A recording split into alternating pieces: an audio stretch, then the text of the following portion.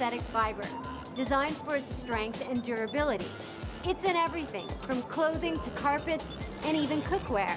But like all synthetics, nylon is made from fossil fuels and doesn't biodegrade, meaning it's piling up in our landfills and even worse, our seas. I'm Gilary Darabi in Slovenia, here to meet the amazing people who are going to great depths to recover and regenerate this valuable resource. Here on the Adriatic coast, a group called the Healthy Seas Initiative are working with local fishermen to clean up a particularly troublesome kind of nylon pollution. Jučer smo spustili mrežu u more, išli smo na večer dizati, mrežu smo si dizati i neće gore. Zakačila je dole i šta? So we're just giving up a team today. We just jump in, dive and try to help them to just pick up the net. So let's see if we can get it back. Yeah. Let's do it. Okay. Idemo. Abandoned fishing gear is a growing problem. Nets are lost in storms, snagged on reefs or wrecks, or even deliberately sabotaged by competitors. And when trawlers and other boats operate in the same crowded waters, they risk getting their nets tangled with each other. The hunt for remaining fish stocks is on, and the nets are collateral damage. The high cost of retrieving lost nets means fishermen often leave them behind. These abandoned nets are sometimes known as ghost gear. Annually, about 640,000 tons of ghost gear ends up in our seas and ocean. And because of the oceanic currents and strong wind, we can find these nets in all the oceans and seas in our planet. That's a big job to clean it up. Exactly. That's why we try to engage the fishermen, showing that they can be part of a solution and not a problem. So this is Vlado. Using his GPS navigation tool, not only does he know where it is, he's going to use his boat to help us retrieve it and get it out of the water. Vlado made a makeshift buoy where he thinks he lost his net. But with strong currents, it's hard to be sure until you get underwater. You never can find a lost fishing net from the surface. That's No. a problem from fishermen. That's why they need you guys down there.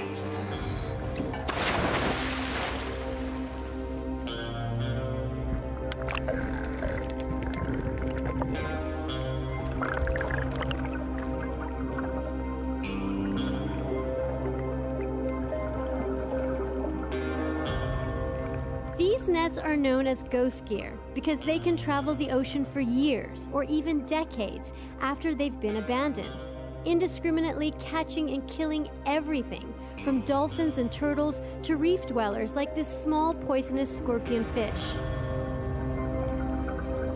Today's net is 200 meters long, but some discarded nets reach a length of up to 10 kilometers.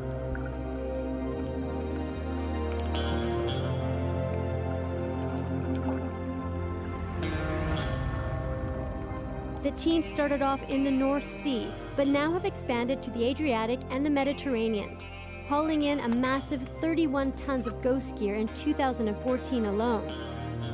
Great for cleaning up oceans, but what do you do with all that waste once you get it on land? In the past, we didn't think about what to do with the nets. So far, the nets have been sent to landfill or burnt. And just at a lucky moment in time, we learned that nylon yarn can be made out of fish nets.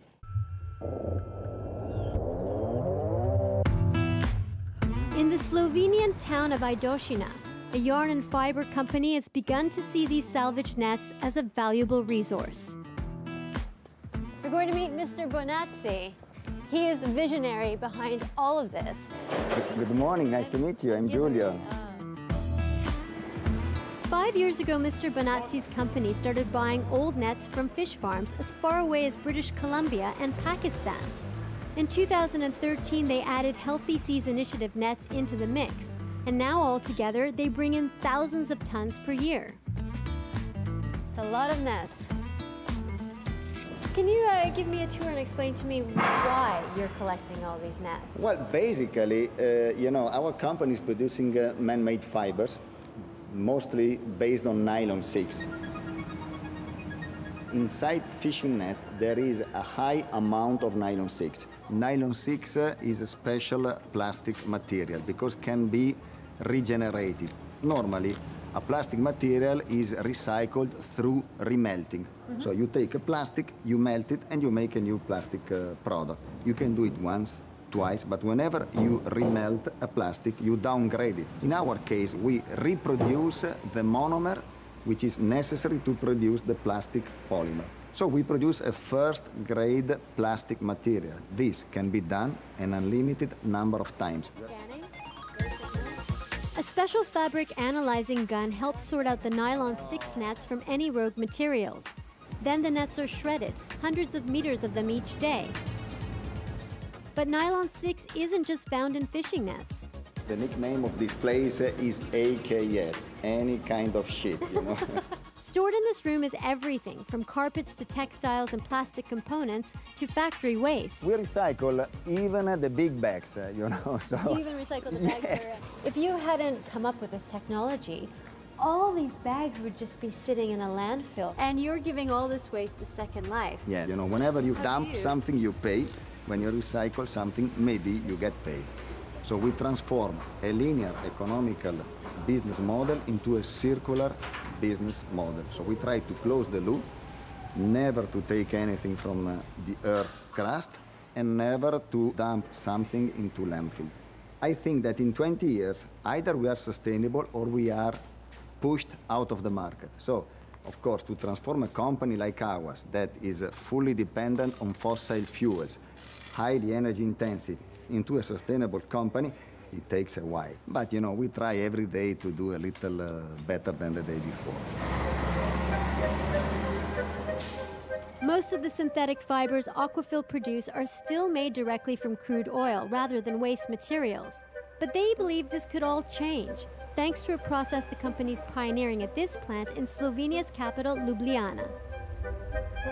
Here we have both the regeneration of the waste, but also the production of the yarn, which is our material, our product. First, the nets are washed before being fed into the plant's reactor, where the groundbreaking transformation from waste to resource begins.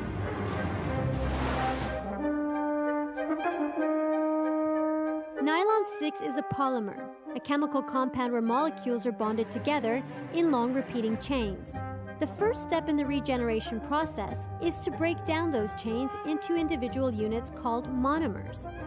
This is done using a combination of high temperatures, high pressure, and a catalyst. This produces a liquid solution that's then purified to extract caprolactam, a basic building block of nylon 6. This is the only factory in the world where pure caprolactam is made from waste nylon on a commercial scale. The process is so secret that the company doesn't even hold a patent on it, as it would mean having to disclose its formula.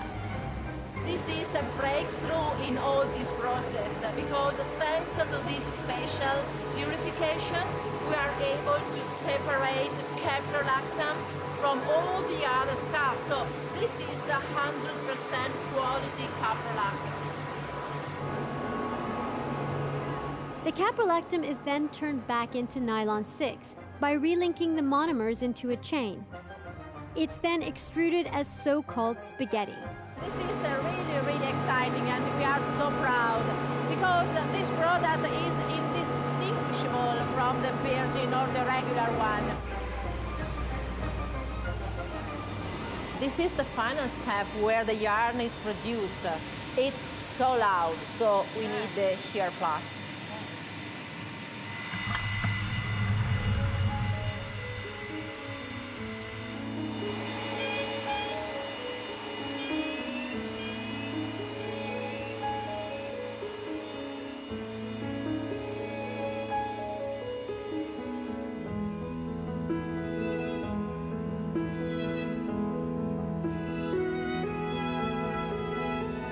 Despite all the energy that goes into transporting and producing it, the company's recycled nylon EcoNil has less than half the carbon footprint of its ordinary nylon.